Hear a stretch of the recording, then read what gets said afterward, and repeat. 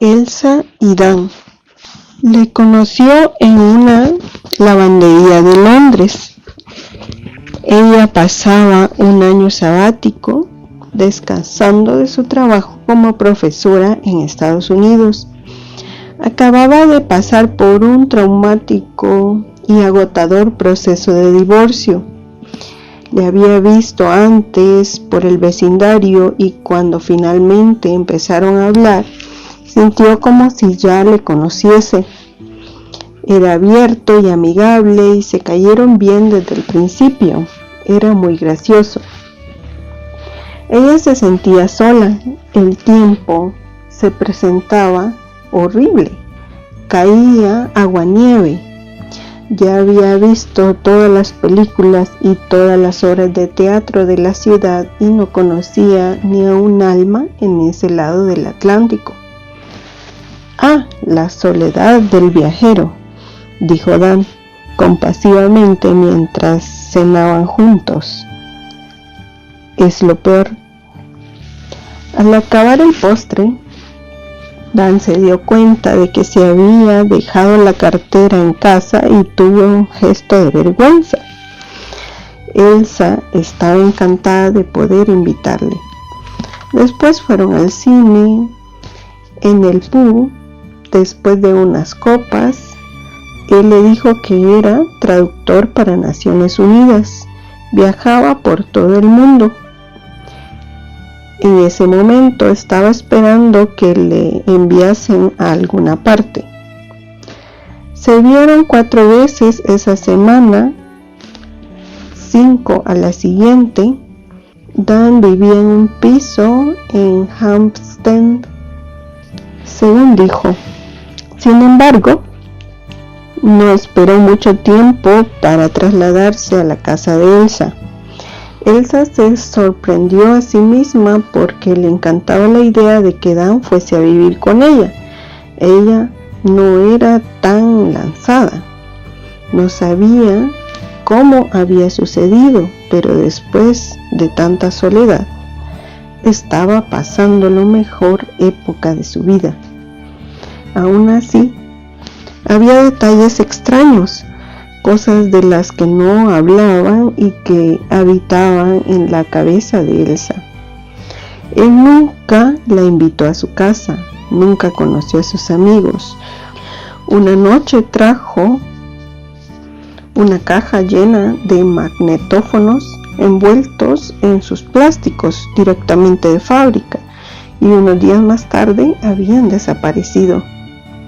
En una ocasión, Elsa se encontró en casa 3 aparatos de televisión apilados en una esquina.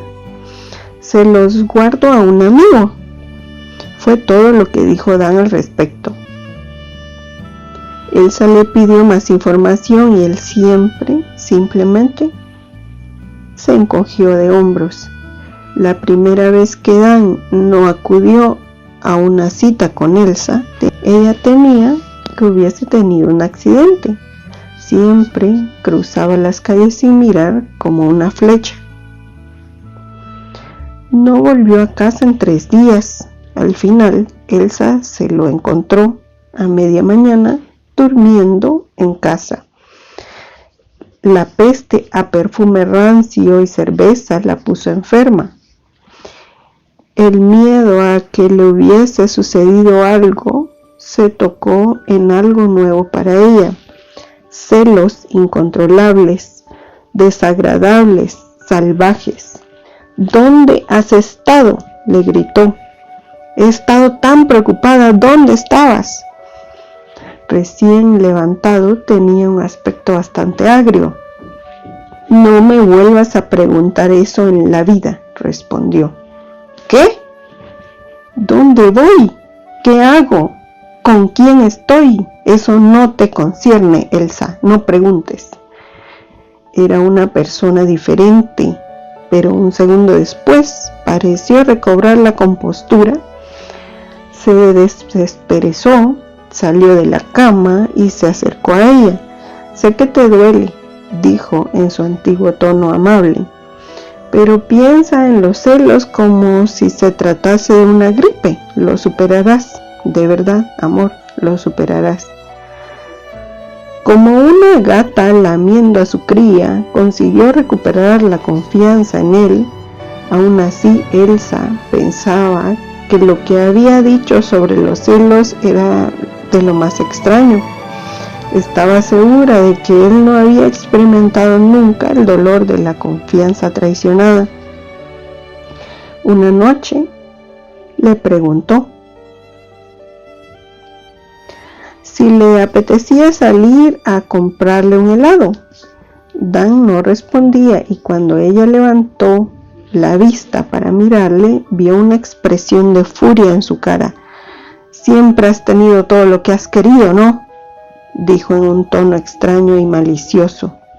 «Cualquier cosa que desees siempre saltaba alguien de la cama y corría a comprártelo, ¿verdad? Estás bromeando. No soy así.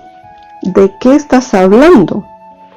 Dan se levantó de la silla y salió fuera. No lo volvió a ver jamás. Las gemelas.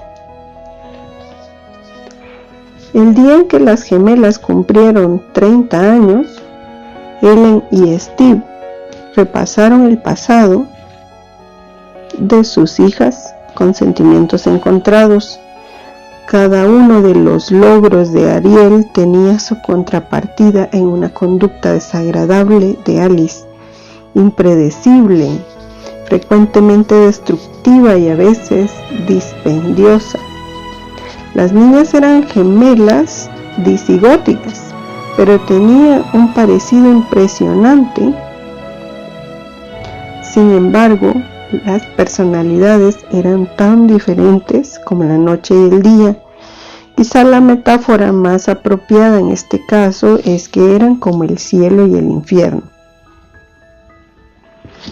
Después de 3 décadas, este contraste de caracteres había crecido. Ariel había llamado la semana anterior para compartir grandes noticias. Los socios de su compañía le habían dicho que si seguía así, en 4 o 5 años la incorporarían a la directiva. La llamada de Alice, o más bien la de su orientador psicológico, no era tan alegre.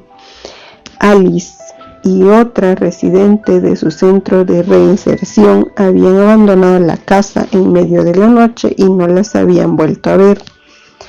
Ya habían pasado 2 días. La última vez que esto ocurrió, Alice apareció en Alaska, hambrienta y sin un centavo. Por aquel entonces sus padres la habían perdido la cuenta de las veces que le habían mandado dinero y arreglado todo para su vuelta.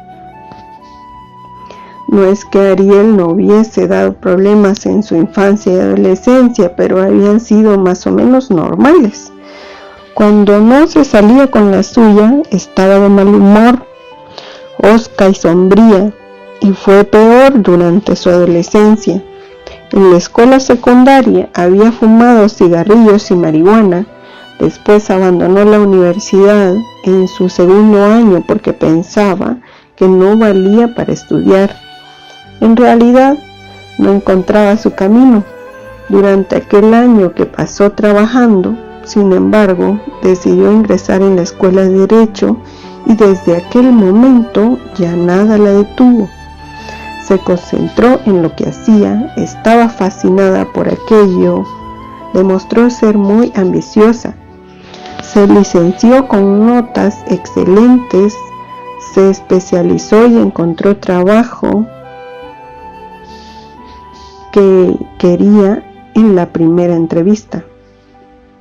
La infancia de Alice fue diferente. Siempre supo que algo un poco fuera de sitio. Ambas chicas eran unas bellezas, pero Ellen, su madre, estaba sorprendida de ver que incluso a la edad de 3 o 4 años, Alice sabía cómo usar su encanto de niña pequeña para conseguir sus fines. Ellen tenía incluso la sensación de que Alice sabía coquetear.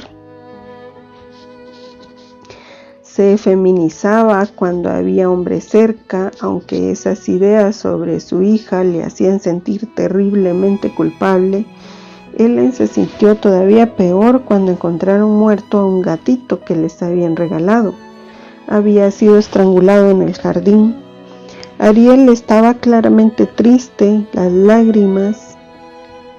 No pudo evitar pensar que Alice había tenido algo que ver con la muerte del animal.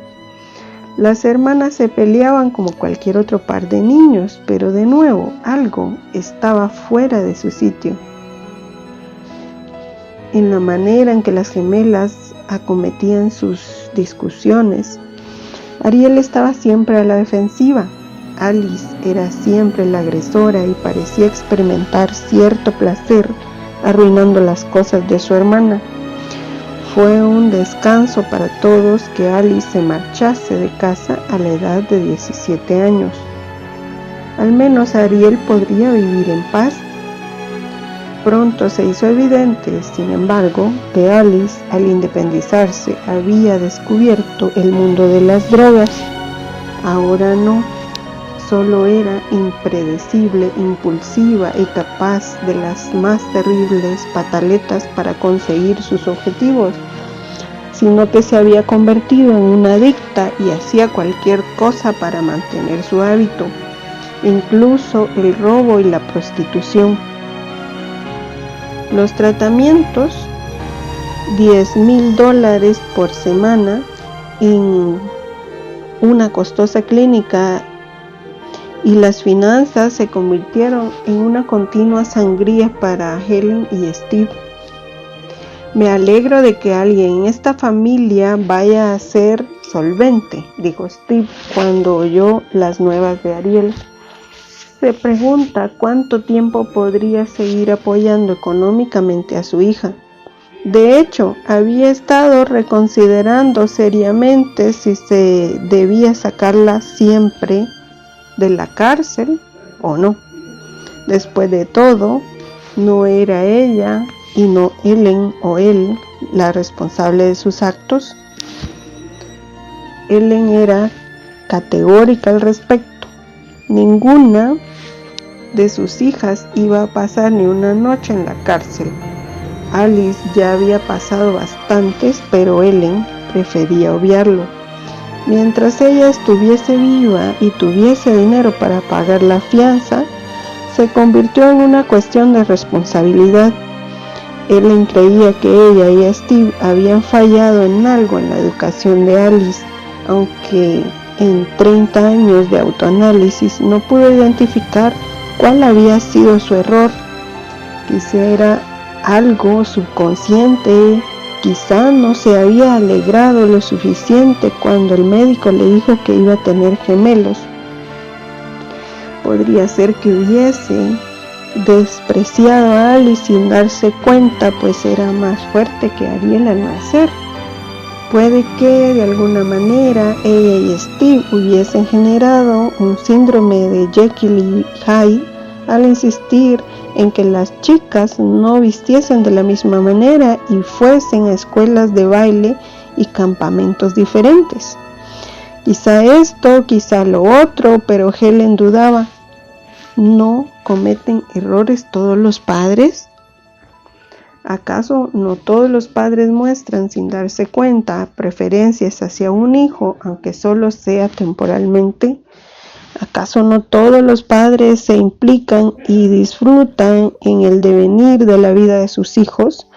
Sí, desde luego, pero no todos los padres se tienden a enfermar con una Alice. Durante toda la infancia de las niñas, Ellen intentó descubrir por qué Alice se mostraba de esa manera. Había observado con atención a otras familias y se había dado cuenta de que había padres bastante poco atentos con sus hijos y sin embargo estos eran estables y equilibrados. Desde luego, sabía que los padres abiertamente abusivos daban lugar a hijos trastornados, pero Ellen estaba segura de que ellos no pertenecían a esta categoría. Así que el 30º cumpleaños de sus hijas trajo a Ellen y a Steve una curiosa mezcla de sentimientos. Daban gracias a Dios por sus hijas, estaban físicamente sanas, estaban felices de que Ariel hubiese encontrado seguridad y plenitud en el trabajo. Por otro lado, sentían esa ansiedad ya familiar por los asuntos y el bienestar de Alice, pero quizá el sentimiento más marcado que tuvieron aquella noche al brindar por sus hijas ausentes era que después de tanto tiempo nada había cambiado. Por Dios, estábamos en el siglo XX y se suponía que la ciencia debía saber cómo manejar estos asuntos. Existían píldoras para superar la depresión, tratamientos para controlar fobias, pero ninguno de los médicos, psiquiatras, psicólogos, consejeros, trabajadores sociales que habían visto a Alice durante aquellos años pudo aportar una explicación o un antídoto al problema. Nadie sabía a ciencia cierta si estaba mentalmente enferma. Después de 30 años, y Ellen y Steve se miraban a los ojos y se preguntaban tristemente, ¿está loca o simplemente es mala?